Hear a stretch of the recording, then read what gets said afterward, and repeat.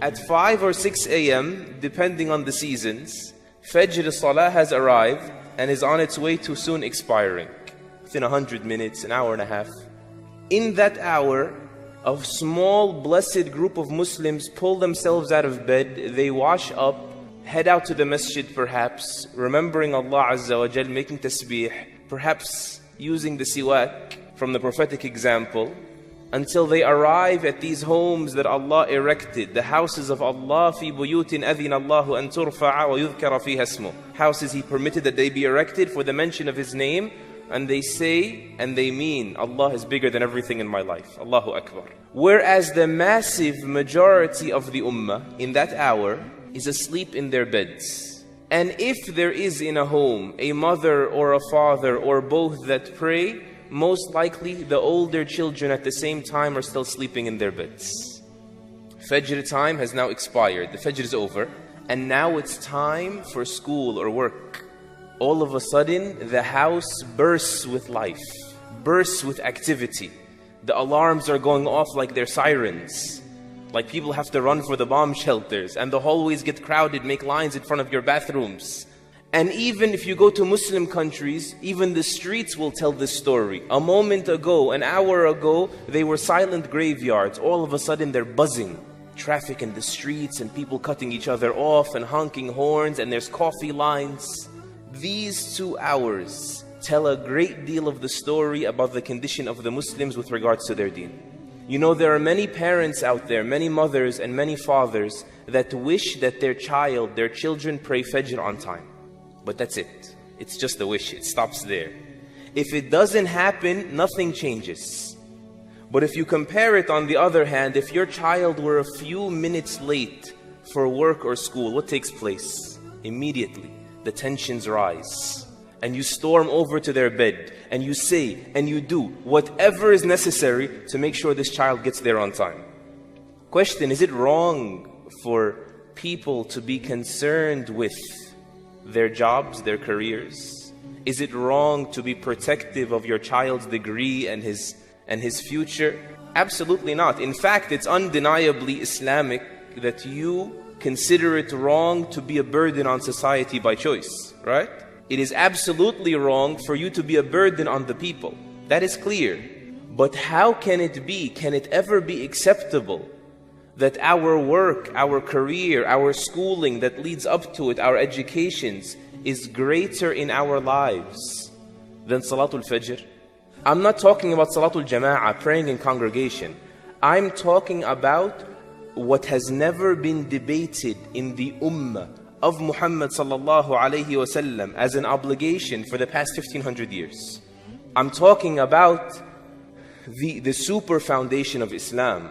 I'm talking about what every single scholar in this ummah, bar none, there is no scholar you will ever find among humanity or even in the jinn that has said it is permissible for you to leave Salatul Fajr until its time expires if it's in your hands.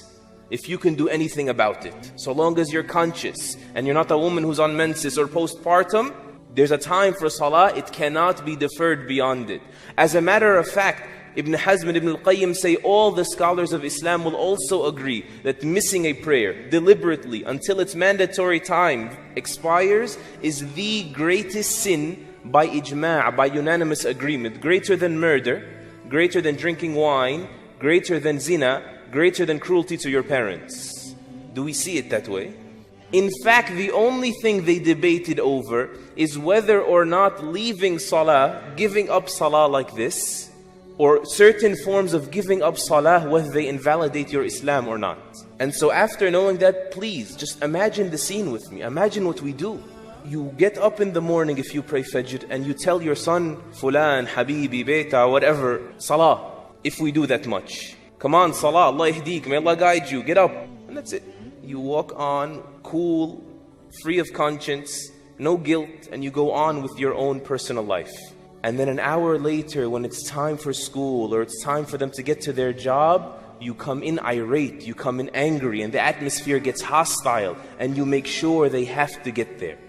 You know, or as a result of this, I live a generation, and even those in the generation before me, we have people now everywhere that say openly, I have not prayed Fajr on time in 10 years. I pray Fajr before I go to work, whenever I get up. Have your children ask their friends, anonymously, how many of you pray Fajr on time? You will find that none of them do. Or maybe one of them or two, perhaps that his parents are on top of their case. Or his blessed wife, perhaps, is relentless, telling him, if you don't get your act together, if you don't start making salah, this relationship can't continue, so he pulls himself out of bed. We have people that say, people that set the alarm for work, they set the alarm for school, they don't set up the alarm whatsoever for Salatul Fajr. What does that say about our commitment to this deen? How could this happen? Wallahi, this is betrayal of our children, betrayal of ourselves, betrayal. Wallahi, I can't find another word for it. When you, with that behavior, you tell them, put all your marbles in this is what's important. And so later on, when they try to adopt a new habit of salah, it's hard. Or they feel that this is what matters, this is success. And this that you keep pointing at with your behavior, with your protectiveness of, this could end at any moment. It could be impossible, worldly success. It could be taken in an instant. And yet they banked on it.